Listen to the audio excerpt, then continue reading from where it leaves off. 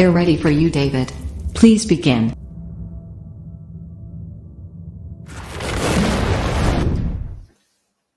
Good morning, and good morning.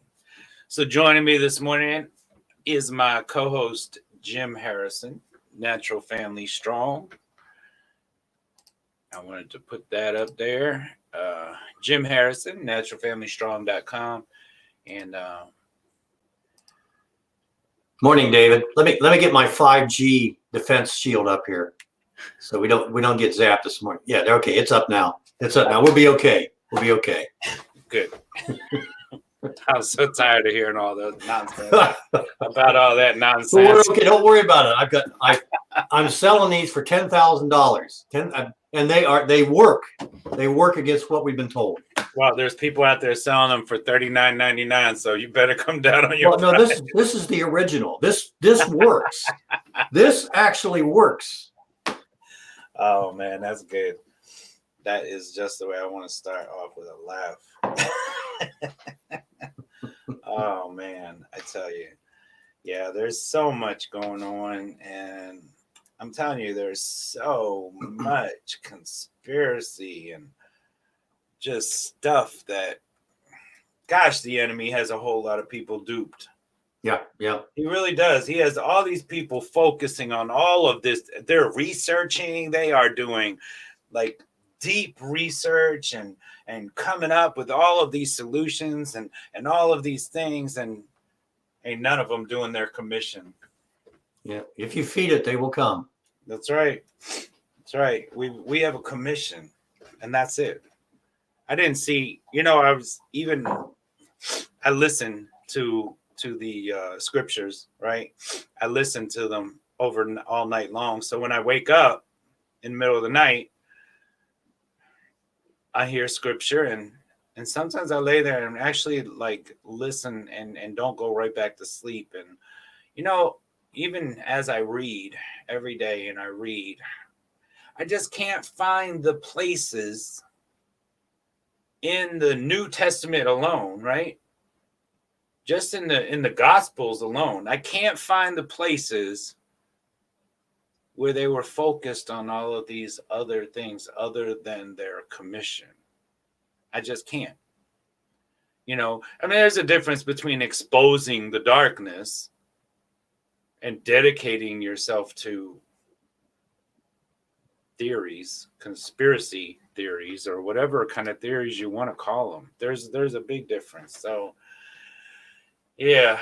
So I keep looking. Every time I read the Bible, I keep looking. I'm like, I want to see where Paul was focusing on the solar flares or something, right? I can't find it. He was always focused on his commission, and that's what he was called to do, and that's what he did. And so, good morning, Brian Weber. Good morning, Yahweh servant. Good morning, Trevor. Shalom, brother. And good morning, Holly Baglio, my sister from another mister, but the same father. It is it's always a pleasure, my beautiful sister, to see you. So a reminder for anybody that's on the prayer team, tonight is our conference call, 6 p.m. Eastern. I'll be sending that reminder out sometime this morning. Yeah. So we're kind of going to look at, this morning, we're going to look at Dr. Judith Reisman's book. It's called Stolen Honor, Stolen Innocence. And so we are going to look at that. We may not be looking at it right this moment, because I was going to take us over to events, but who cares about events right now, right? Because we don't even know if we're going to be, I don't even know if I'm going to be allowed to leave my county, let alone my state, by the end of the month. So who knows? So events are up in the air, so we don't need to even cover that, right? What else? There was something else I wanted to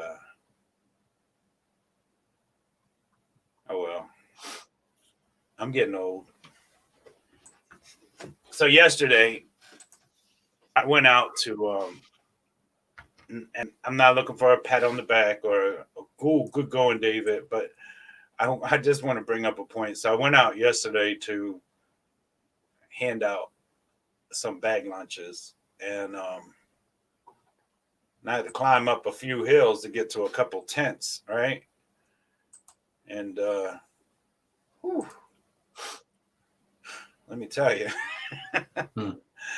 it didn't take long before I felt like I actually felt like I was coming down with something. Like my entire body started to ache. I got a headache. And so I handed out all the bag lunches and then I headed home and took about 5 aspirin and laid down and I dozed off for about probably an hour. Woke up and the headache was gone, but I was still just feeling like, so I laid in the bed and prayed and then I went to sleep and I slept all night, which is unlike me to sleep for more than I'm usually in bed early and I get up 3, 4 a.m. But I slept until 7 a.m. and feel like I lost half my morning already.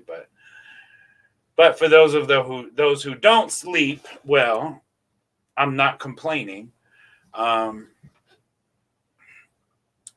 just we get some reminders of what we're able to do and our capabilities and why it's not for us to do all these things on our own. So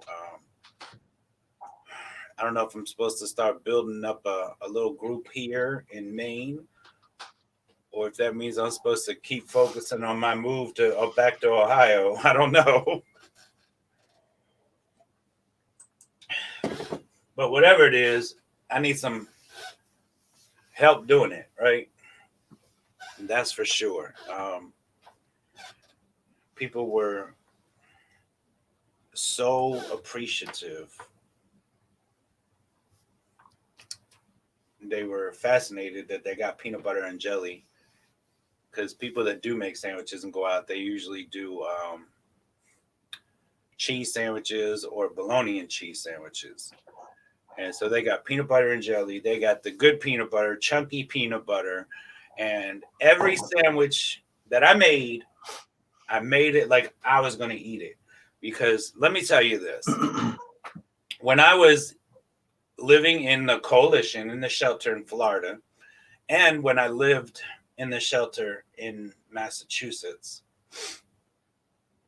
I would get sandwiches from people who were doing good, right? They were making sandwiches and handing them out. That's good. But every single time I would eat one of those sandwiches or I would have a meal at one of those places, I always would say they did not make this like they were going to eat it because it was obvious. There was very little peanut butter, very little jelly. It was more bread than anything. So I made every sandwich like I was going to eat it. And for those of you who do know how much I like to eat, they got some good sandwiches, right? And they were appreciative. And just the thanks and the kind words made it all worth it. So again, I'm not doing anything for a reward here, and I don't even look at rewards in heaven, right? Because some people say, well, there's your only reward. Oh, I don't do anything for rewards. I do them because that's what we're supposed to be doing.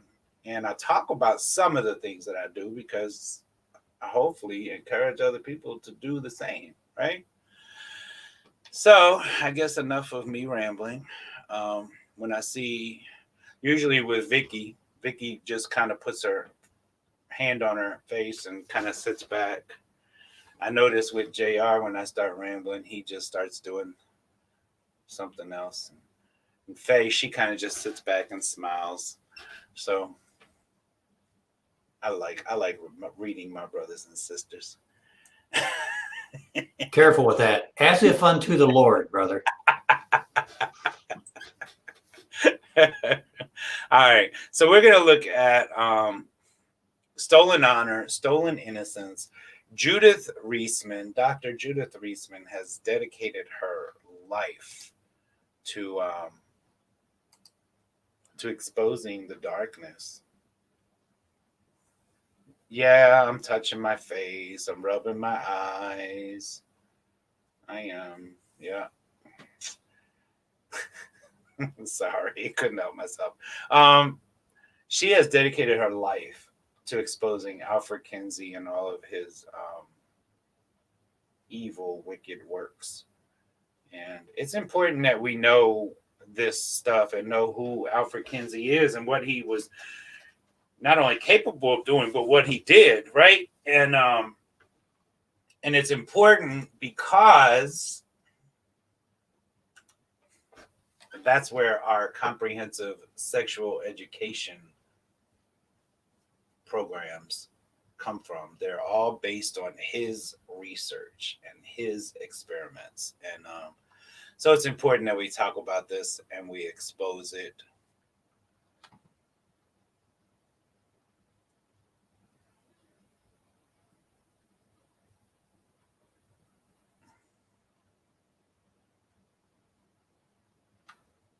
Chance, been praying for Amber, brother. Actually, I've also added her to a few prayer lists. So we are lifting her up and interceding. And so I would ask everybody to intercede for Amber.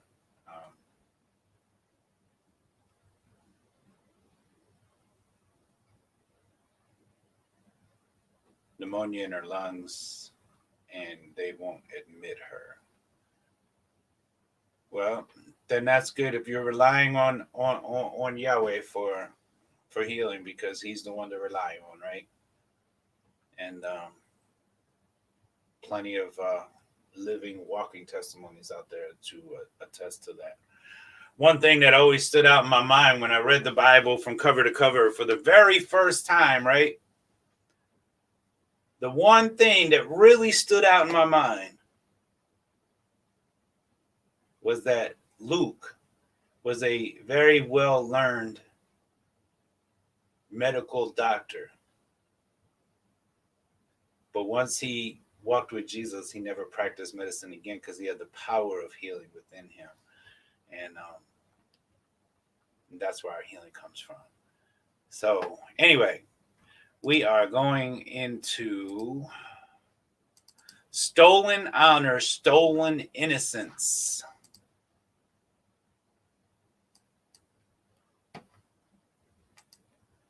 Stolen honor, stolen innocence will prove to you the obvious, that what you perceive around you is not just better reporting, but a deliberate destruction of our God-given right to normal, loving conjugal living and to living civilly and honorably with a noble, healthy, and sober character. You will discover how a cadre of sexual psychopaths like Alfred Kinsey deliberately, deviously, and deceitfully stole our national honor as well as our children's and our own right to innocence and to our historic common sense values of virtue in sex and in life. You will learn about our virtuous laws that had raised the age of consent to 16, 18, and even 21, had outlawed seduction, abortion, pornography, sodomy, adultery, etc., and often provided death or life in prison for rape, and how these laws were systematically dismantled by a cult whose malicious leaders' own twisted sexuality drove him to assault the sexual morals and laws that had long protected and prospered our Judeo-Christian nation. Now, Judith Reisman is fueled by a passion that many can't understand. Judith says, I lived a very happy life until 1966 when my 10-year-old daughter was raped by a 13-year-old friend of the family. She told him to stop, but he persisted. She would like it, he said. He learned this. Where did he learn it? From his father's Playboy magazines. The boy left the country before we learned of his crime and the fact that my daughter was just one of several neighborhood children he had raped, including his own little brother. My heart broke for all the families involved. This appalling atrocity, I would later learn, fit a pattern that was typical among juvenile sex offenders. Over the years, that pattern would spread throughout society. It was an infectious environmental disease. Years after my daughter's trauma, following the trail of Professor Kinsey's crimes, led me to become involved with international scholarly conferences, federally funded investigations, the FBI, the Pentagon's Joint Chiefs of Staff, and national and international governmental hearings on science fraud, sexual abuse, and trafficking of children, juvenile delinquency, rape and other sex crimes, pornography, drugs, abortion, and the other critical social and moral issues of our time. You can now find this information on Dr. Reisman's website, drjudithreisman.com. I'll put that link in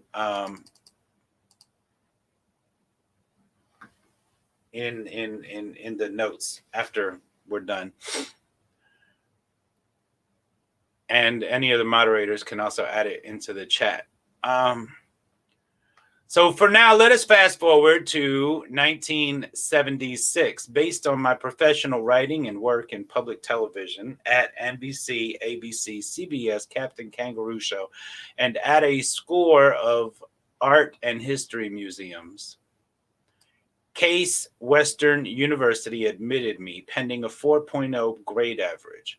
After I received my doctorate in communications in 1977, I did a research report on children, women, and pornography that was accepted by the British Psychological Association's International Conference on Love and Attraction.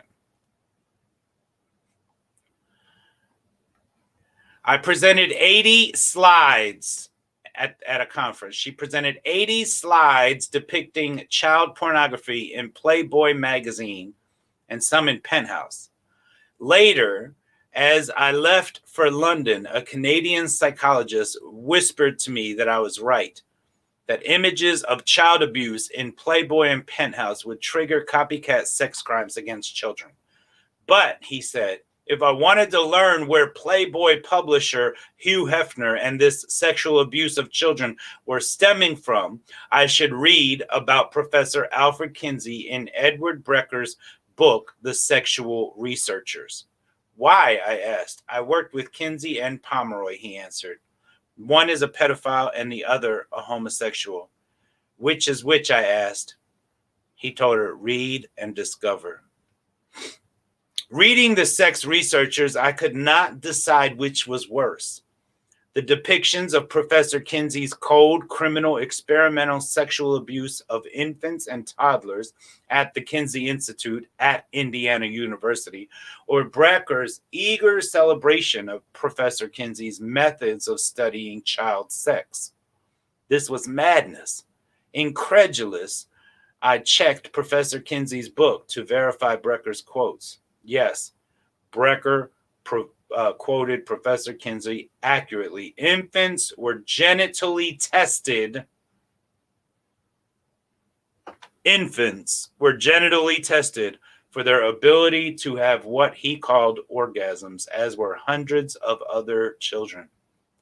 Professor Kinsey was the world's scientific authority on child sexuality.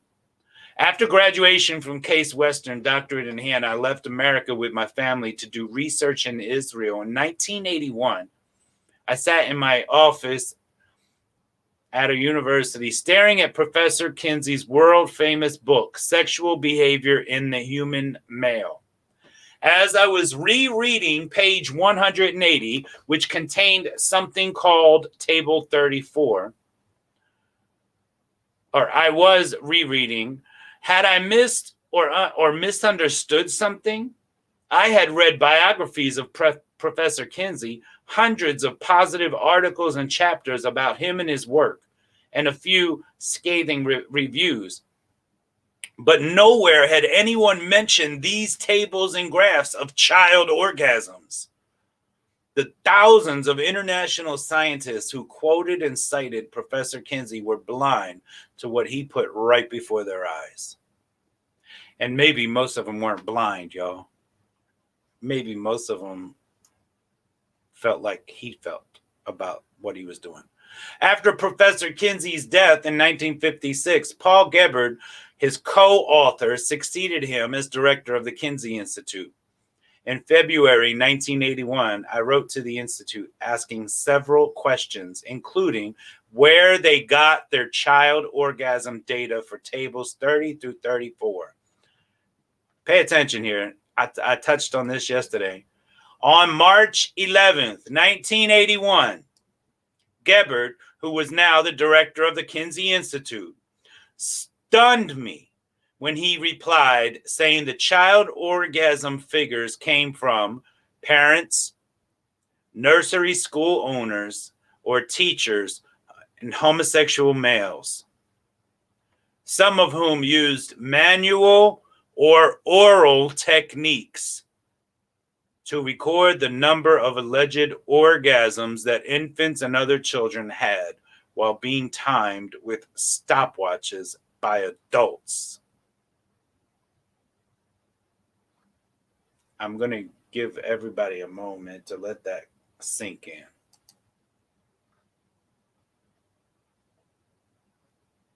And JR, you can jump in anytime.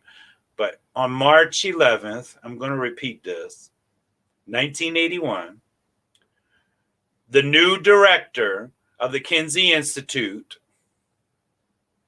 at Indiana University, which is, and it's still there, Kinsey Institute, okay, wrote back to Dr. Reisman telling her the child orgasm figures came from parents, nursery school owners, teachers, homosexual males, some of whom used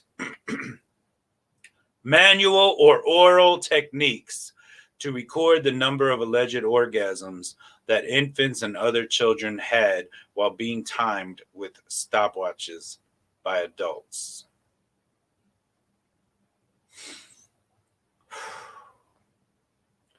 Armed with Gebhard's confessions, I projected tables 30 through 34 and pages 160 and 161, including Professor Kinsey's rates and speeds of orgasms of at least 317 infants and children, the youngest being 2 months old. I quoted his statement that many of the group of 196 children and infants fainted, screamed, wept, and convulsed. This is where your comprehensive sex education comes from, y'all. Though he said these reactions represented sexual pleasure, I said, no, this was evidence of children's terror and pain, and it was criminal. Only a sadomasochistic pedophile, I thought to myself, would call a child's convulsions pleasure. The revered Professor Alfred Kinsey was a sexual psychopath. And she said this at a conference, y'all. The crowd was silent. No questions, no challenges, black silence. Finally, a tall, blonde Nordic type who had been standing near the podium stepped forward and barked, I am a Swedish reporter And I have never spoken out at a conference. That is not my role. But what is the matter with all of you? This woman has just dropped an atomic bomb in this very room, and you have nothing to ask? You have nothing to say? And then hands shot up. The Kinsey Institute's chief librarian stood and said, "Let's have tea. This is not true." I simply quoted pages in Professor Kinsey's own book and pointed to plainly visible tables of child torture. My angry moderator shut down the debate, but many people agreed an investigation was needed. Later, Sweden's director of sex education told me she was shocked that children were used without consent. However, with consent, she assured me, children could be sexually stimulated by adults, even parents, for their own good, of course. Huh? Late that afternoon, my university assistant, visibly shaken, joined me. She had just dined with the leaders of the international conference. My lecture was hotly condemned. The truth, right, was condemned, of course. Her 12 dinner companions all agreed that children could take part in loving, not angry, sex with adults. This is 1981, y'all, right? This is 1981. 1981, they were already talking about, hey, you know what? Kids, babies, children, they can take part in loving sex with adults just as long as it's not angry. You can call their screaming and weeping and passing out and their terror. You can call it orgasm if you want.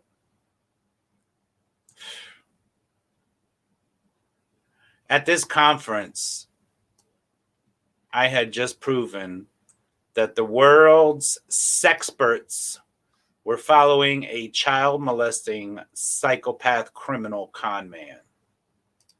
That would be Alfred Kinsey, y'all. A child molesting psychopathic criminal con man.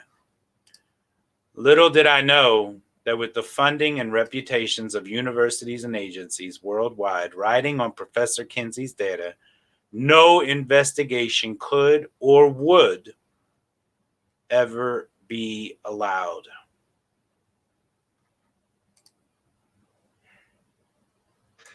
David, I was there. I mean, I'm a baby boomer. I was there. And I was so wrapped up in what I was trying to do. Something like this I just considered it part of what we're doing. Didn't make any difference to me or the people I was running around with. This is all about hedonism. This is all about if it feels good, do it. And hey, I don't know whether I encouraged it, but I certainly didn't discourage it. I didn't know to discourage it. And when you're talking, I'm thinking of three emotions, and this is emotionally driven: fear, pride, and acceptance. Yeah. And I don't know Kinsey's background, but I'm sure that there came a time when he discovered that he was a little different in terms of his sexual appetites. And the thing that you don't want, tries to avoid is fear. I think Freud said it's the most destructive emotion you can have is fear of acceptance and a fear of rejection. I'm sorry, fear of rejection. And then once you get past the fear of rejection, I'm sure Kinsey went to the point of getting high on pride. And you could probably speak more to the third issue, which is the lure of acceptance. I would do anything to be part of this. Yeah. These are strong emotions. Go ahead. You know what, though, JR? It also has to do with the fact that, and it was a lesson learned while I was in the world, right? It was when I was a 14-year-old transgender prostitute selling and giving my body away and carrying on. I remember that one of my peers, one of the ones that I looked up to, I actually called him my gay mama, he said to me, he said, we, meaning trannies, he said, we are the rich man's dream and the poor man's lay. And I said, okay. And I understood it because the men with money were paying big bucks for that perversion of a man that looked like a woman, or as they looked at it, like a woman with a penis, right? But the men that didn't have money, they were also, the perversion was there for them as well, but they just wanted a quick romp and go about their business. And so as it progressed, it went from the rich men, because they were the ones who were more often available to come. Those are the ones you wanted to make more appointments with, right? And see more often because you got paid for it. And so they would come and they would go from wanting to be the male, the aggressive male, to being the passive one. So they would go from, and I'm going to be a little blunt here, but they would go from being the one who wanted to be on the top, right? The one doing the penetrating, to becoming the one on the bottom, being penetrated by, in their minds, a woman with a penis, right? So, and then that perversion eventually is what happened with the poor man as well, with the ones who were just intrigued by the perversion of being attracted to a man that really looked like a woman but was really a man. And so that goes to attest that, to the fact that, it doesn't matter what sin we get involved in, but eventually we don't get the same rush, we don't get the same high from it, and we have to take it further and deeper. And so it started going further and deeper way back then, when they would want, the clients would want, well, do you have a friend that you can bring in too? Male, female, tranny, it don't matter. And the younger, the better. Right. And that's where we would bring in the kids that were being lured in, seduced, passed around, profited off of, the runaways, the ones who didn't understand their feelings and their emotions. And we would bring them in and let them work with us, because they were, these men with the money were no longer turned on by just women with penises. Now they wanted young people too, boys and girls, and it didn't matter to them. But the younger, the better. And I'm not even going to get into any more detail about that, but this is what happens with the progression of the darkness, the sin. And so then it went to child pornography, snuff. I mean, it's, there's different levels for everybody, because everybody goes deeper and darker into their sin. And so that's how it comes about, in my eyes, from my own experience with the acceptance. Quote from John D. Rockefeller. It's basically, how much money does it take to make a man happy? His answer was, just one more dollar. That's it. That's it in a nutshell. Wow. And just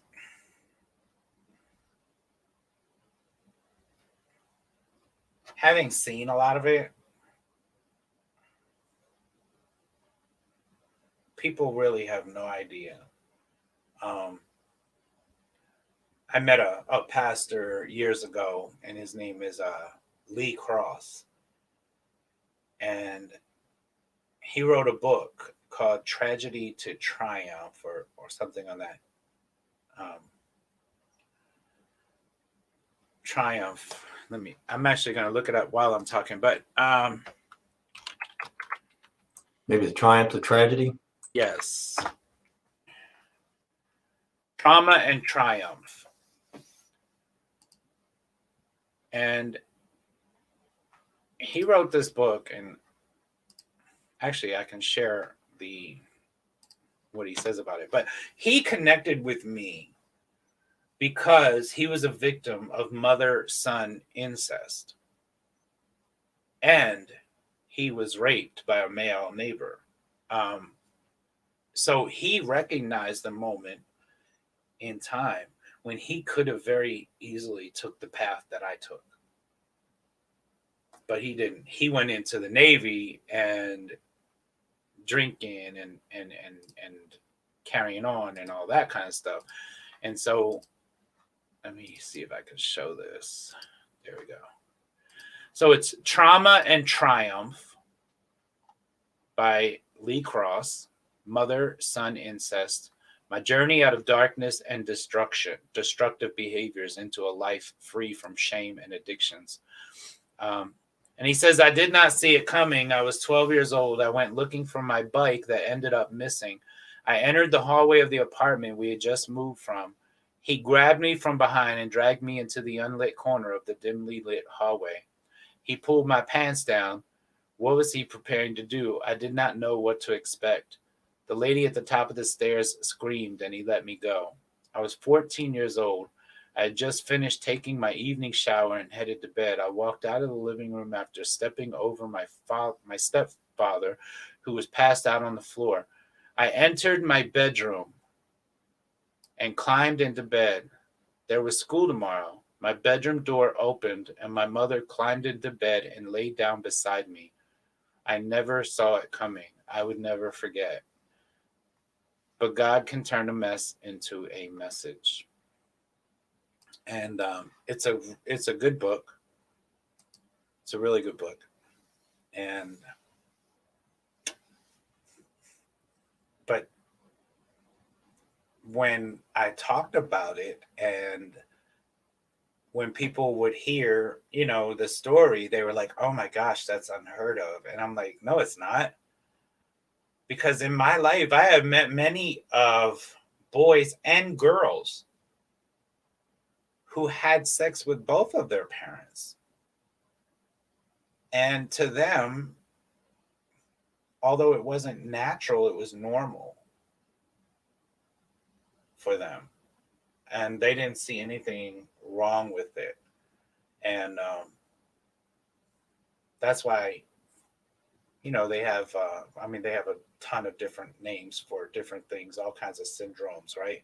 But that's why some girls and some boys look for older men or older women in their life because of issues they had as children.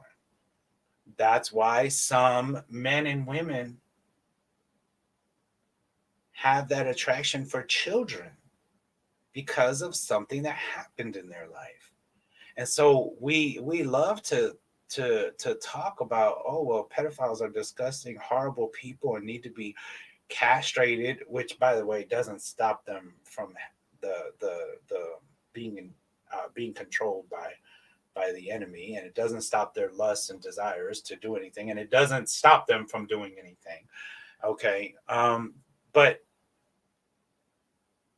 these same people, if we knew them 20 years ago, we would be wanting to rescue them and save them from whatever they were being forced to endure. And we would feel sorry for them. And so now, just because they're older,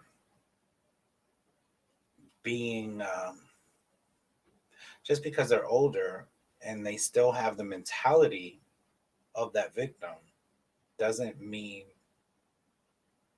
it doesn't. And I'm not trying to make excuses for them. I remember that TEDx video where that woman was trying to make everybody feel bad for the pedophile, making it like something he couldn't control.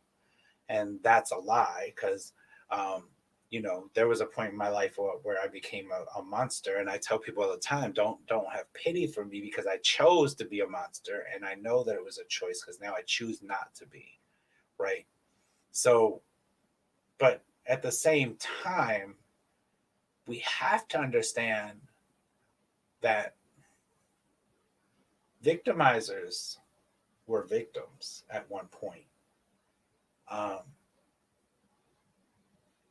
of some type, of some kind. So it's important that we understand that. Amen, It's Chance. They need to be loved and prayed for and preached to. Go ahead, JR. I want to. The nature of man is just incredible. The extent we'll go to make ourselves and everyone else miserable at the same time, and the Bible speaks to that.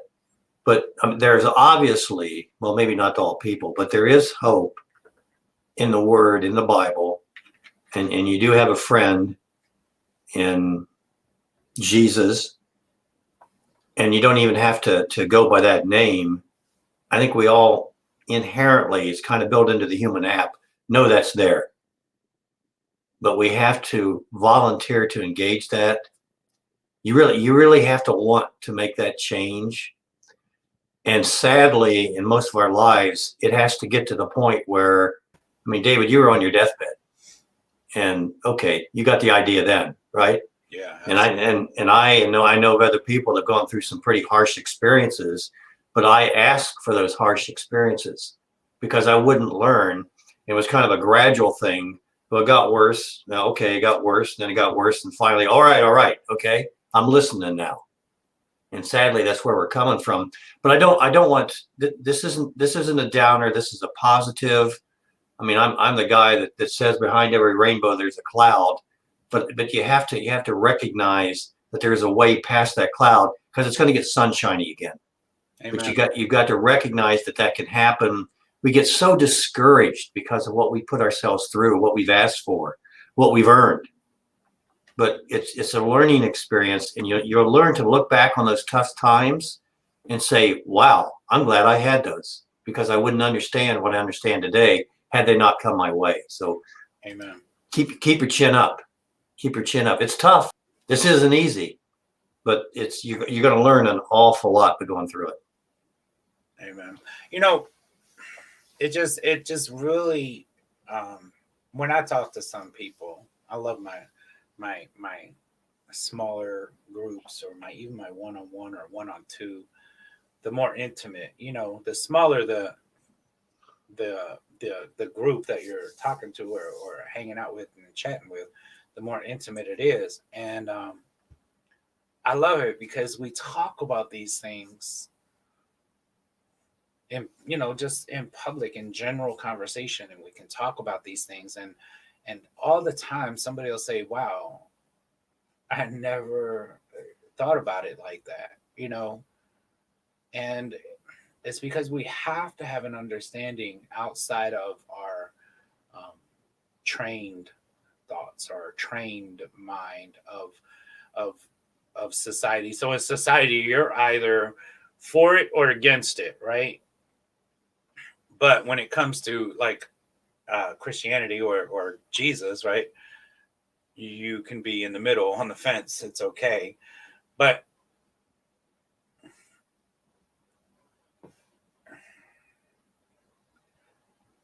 we're really quick to jump to call somebody, and I'm going to speak of my own experience and when the Lord dealt with me.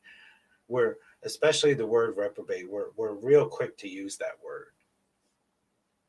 But what we need to understand is that we don't know who a reprobate is. The only one who knows, who has been given up to their sin, who is um, literally spiritually worthless, who is void of judgment, the only one who knows that is the Lord God Almighty. That's it. We should never use that word unless we're telling somebody that if they don't turn from their wicked ways, that they could become a reprobate. I know because I called somebody a reprobate one time and I was immediately convicted. And the very chapter, Romans 1, that was the life changing passage for me is was Romans 1, was very much what the spirit kept leading me. You need to go back to Romans 1. You need to go back to Romans 1. And I went back to Romans 1. And this is nothing new. It was now my pastor Bill Dunphy, he called it a revelation. And so I'll take that. It was a revelation, but it was nothing new because there's nothing new under the sun.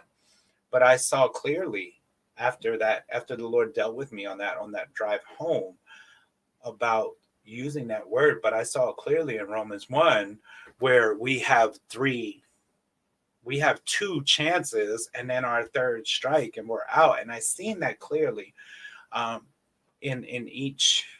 It was like it almost stood out to me as strike one, as strike two, as strike three. And of course, strike 1, 2, and 3 is my human mind and human terms of way of putting it, right? But and I say that, and it's important that we understand that because there are people out there who believe that they were reprobates and now they're children of God. Because there's pastors that are getting up on the platforms behind the pulpits talking about how they were a reprobate, but then God softened their heart. And so everybody must understand that if you are a child of God, you were never a reprobate. Okay? You never had a reprobate mind if you are a child of Yahweh. Ever. You had a heart of stone. But the scriptures say that God was going to rend that heart, to rip it out violently and replace it with a heart of flesh. He was going to give you a heart transplant, right? And so I'm passionate about that because too many people use the word reprobate in too many different variances where it shouldn't be used. That's all. In ways it shouldn't be used. None of us should call anybody a reprobate because we don't know who a reprobate is, because only God knows who he's given up to their sin. Only Yahweh knows who he has deemed spiritually worthless, who he has deemed void of judgment. Okay. And because only he knows and we don't know, we have to treat everybody the same and do the same thing for everybody, which is our commission, which is evangelize and disciple in whichever way we do so, whichever method or function we do. So, and amen, Mr. Anderson, the devil owns a fence. You're either 100% for God or you're 100% against him, because there is no fence. The devil owns the fence, and the devil owns that medium. And so that's the reason that's important for us to understand is because I believe that when we truly understand that, then we can truly understand what our commission is and how we're supposed to look at people. You know, I listen to Christians that I know are Christian. I listen to them. And there'll be a man who's accused or convicted of a horrible, heinous crime. And the Christian will say, oh, they need to do the same thing to him. Oh, he's a disgusting pervert. He's a piece of crap. He's a scumbag. He's a this. He's a that. Well,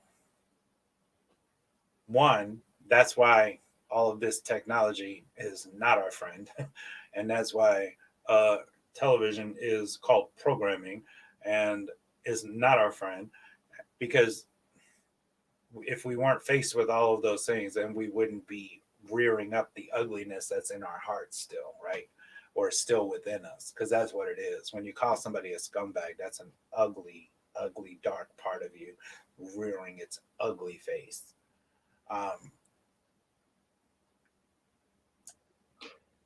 And David, you don't want to let Satan get you alone. You mentioned something that really struck me. You've got to have a friend or friends around that you can discuss this with, because if you don't, you're going to be alone with Satan, and you never win in that situation. That's Never. right. Yeah, all that. I'm stomping on the devil. I'm stepping on his face. I'm crushing the devil. It's under my feet. Woohoo!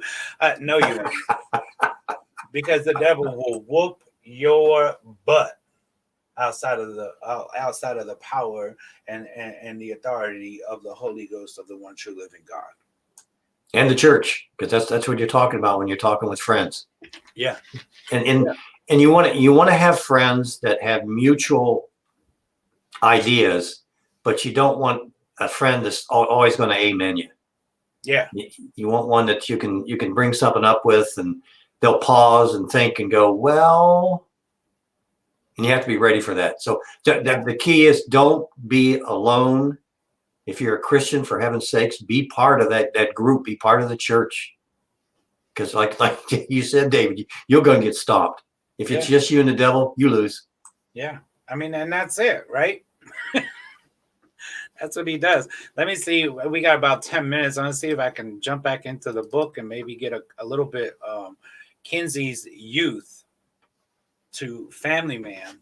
And, maybe I'll do a show tomorrow morning. Maybe I won't.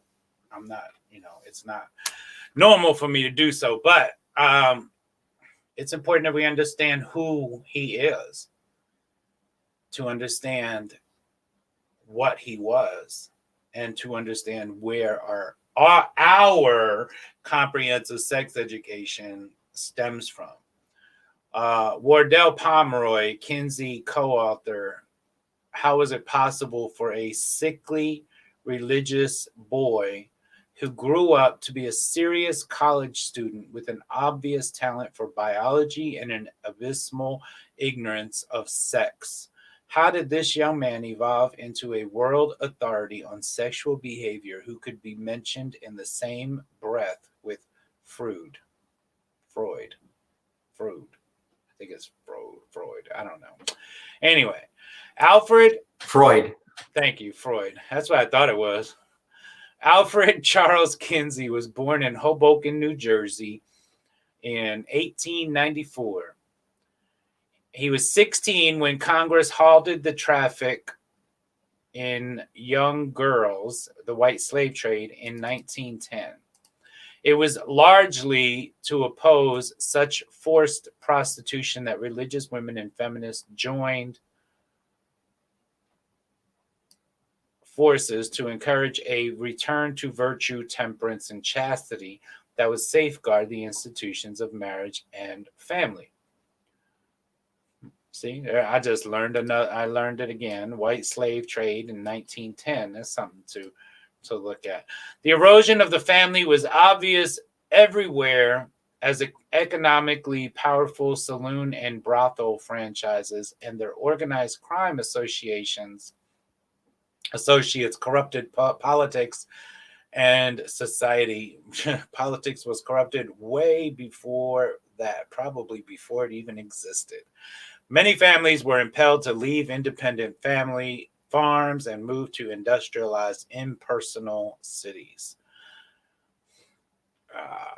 In 1910, Dr. Winfried Scott Hall, professor of physiology at Northwestern University, cataloged some of the deleterious results of public toleration of adultery and prostitution, saying, statistics show that the operations on women in the hospitals of New York City for the removal of one or both ovaries, 65% of those operations were brought about and necessitated because of gonorrheal infection, largely contracted by wives infected by their lawfully wedded husbands.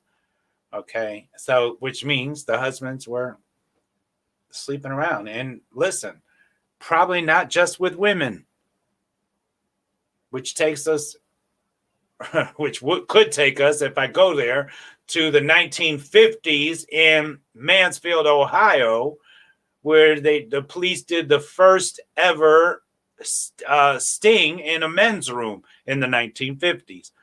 and which led to many arrests and people being outed as what they called at the time bisexual. So, this darkness, this sexual darkness goes way, way, way back to the very beginning. It's not just because Alfred Kinsey had to be infected with it, right? He just took it and ran with it. He actually worked for the enemy. So I'm going to try to get to there's a part. Alfred Kinsey's father, though not himself a college graduate, taught engineering at Stevens University of Technology, a small college in Hoboken. His father taught engineering, although not himself a college graduate. See how it was done back in the day? He is said to have reared his son in a strict church-going Methodist, I'm not going there, household where dancing, tobacco, alcohol, and dating were forbidden. Alfred's animosity toward his parents would surface over the most trivial slights. His eventual break with his father, writes Kinsey biographer Wardell Pomeroy, had been a deep hurt, even though Kinsey had little feeling for his family and seldom talked about them at all in later years. After establishing a family of his own, Kinsey explained why he had severed all contact with his parents, blaming his father's domineering personality and his mother's thrift. His biographers suggest that he especially despised his father for cutting off financial support after he transferred from engineering to zoology at a more prestigious college. Pomeroy recalls that a single suit of clothes costed $25 was the only help he received from home from this point on. Kinsey was sickly. He was frail and not by nature or experience a toughie. That came from Cornelia Christensen in Kinsey, a biography, that he was not an able-bodied man and was ineligible to serve in World War I due to his physical condition, a double curvature of the spine, and a possibly defective heart caused by rickets in his childhood, bouts of rheumatic fever, and even typhoid. He felt physically inferior to other boys and was the shyest guy around girls you could think of. Christensen and others have noted that Kinsey inscribed a line from Shakespeare's Hamlet under his high school yearbook photo. "Man delights me not, no, nor woman either." Well, that's because children delighted him. I personally believe, and I don't know if Dr. Eastman does either, but I personally believe that he was a victim of molestation. Pomeroy asks, without answering, how was it possible for a sickly religious boy who grew up a serious college student who grew up to be a serious college student with an obvious talent for biology and an abysmal ignorance of sex? How did this young man, which we just read this, evolve into a world authority on sexual behavior who could be mentioned in the same breath with Freud? I had to read it again, I guess, so I could get it right.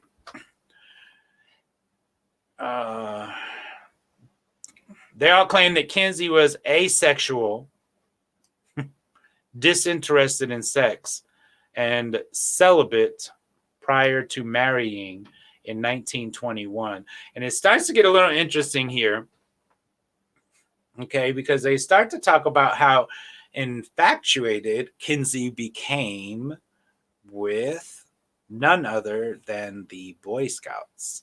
So in 1997, James Jones, another pro-Kinsey biographer who had received support from the university, revealed startling new details about Kinsey's sexual obsessions in his book, Alfred C. Kinsey, A Public-Private Life. Interviewed for a 1998 British television program entitled Kinsey's Pedophiles, Jones asserted, and that's something way back in 1998. And when was the book written? Oh, well, 1997. But it's been right before us ever since 1921, right? Probably even before. There is no way that the American public in the 1940s and 50s would have sanctioned any form of behavior that violated middle-class morality on the part of the scientist who was telling the public that he was disinterested in giving them the simple truth. Any disclosure of any feature of this private life that violated middle-class morality would have been catastrophic for his career. For Kinsey, life in the closet came complete with a wife, children, a public image that again he preserved at all costs. Kinsey's reputation still in large measure rests upon an image of him that he cultivated during his lifetime, the official mystique. I'd love to know whatever happened to his children. I'm sure it wouldn't be hard to find out. Scrutiny of Kinsey's formative years is imperative to understand how and why he became motivated to conduct his later research, especially his study of sexual responses in children. Pomeroy reports that Kinsey himself argued that early life experiences largely shape one's adult behavior. The inside story that lies back of the journal and newspaper articles is, in many instances, much more important than the material that was actually published. The backgrounds of the individuals who have done the writing very often supply the key to the attitude in the published article. Whew. As a 22-year-old college student, Kinsey showed no interest in women or sex, opting instead for such activities as playing the piano at frat parties while the others danced. Yet he was handsome, educated, and athletic. Some have said that he resembled the late John F. Kennedy. Pomeroy writes, young Al Kinsey was also known in South Orange High School in New Jersey as the boy who never had a girl.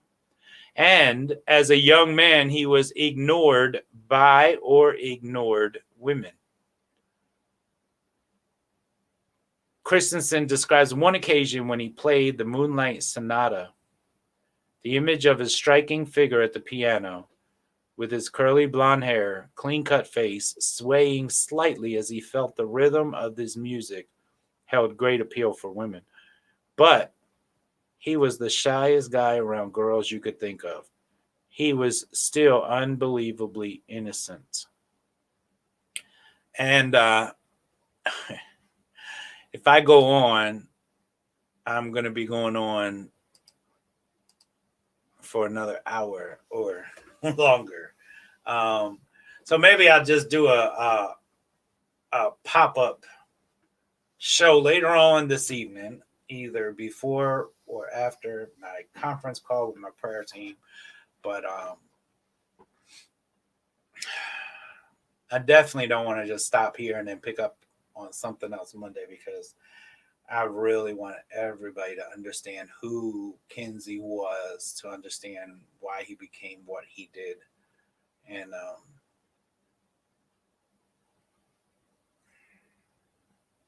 that's what it comes from, man. And so I truly believe that Alfred Kinsey was a victim.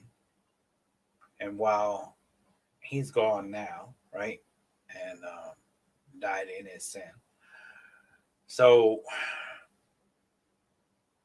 yeah, while we know that he was a mad scientist and we can say all these horrible things, the truth is, and the truth doesn't need any embellishment, right? The truth is that he was a pedophile and a mad scientist, and that he damaged other children because he was a damaged child. And it goes back to whoever damaged him was probably damaged. And it goes way back, right? So I think that's how we have to start looking at people. Instead of allowing our human minds or our societal minds from making judgments so quickly, and pretty harsh judgments most of the time. Even if we don't voice them, we think them. And so these people that we automatically feel repulsed by, or quick to spew some ugliness at them, we need to start looking at them in a different light. Start looking at them in the light of being their victim, right? Because they were a victim. And I mean, who knows? Maybe that'll help us in the process of actually being able to say, wow, well, this one right here, he's still alive. I can pray for him. Maybe what I'll do, kind of like what Craig did in the letter that I think I showed the video yesterday or the day before. Kind of like what he did when he said, I saw the man on television. He was a pedophile. And I felt like the Lord was leading me to contact him. So I did. I wrote him a letter in jail. And he never responded. So I went to visit him in jail, And I don't know. I have contact with some inmates right now. And you'd be surprised at some of the things that some of them have endured, and just how open and sincere they are in communicating with somebody that they know is sincerely communicating with them. And if you go into it with a goal or a mission, maybe not. The sincerity may be taken away by your mission, and just go into it and just be into it, right? Just go to it and do whatever you feel led to do by the Holy Ghost. Yeah. So anyway, I'm not going to keep on going because I want to click on that and add the book back to the stream, and I want to continue reading, and I'm going to do that later. So just look out for a little notification that, we'll be going live again sometime later, maybe before or after. Wow. I don't want to stop just because of the beautiful, intimate, all shields down chat going on.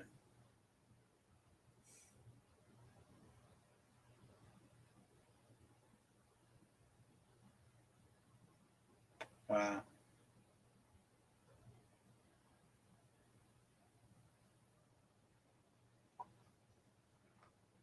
Holly, email me too. I keep forgetting, but email me, sister.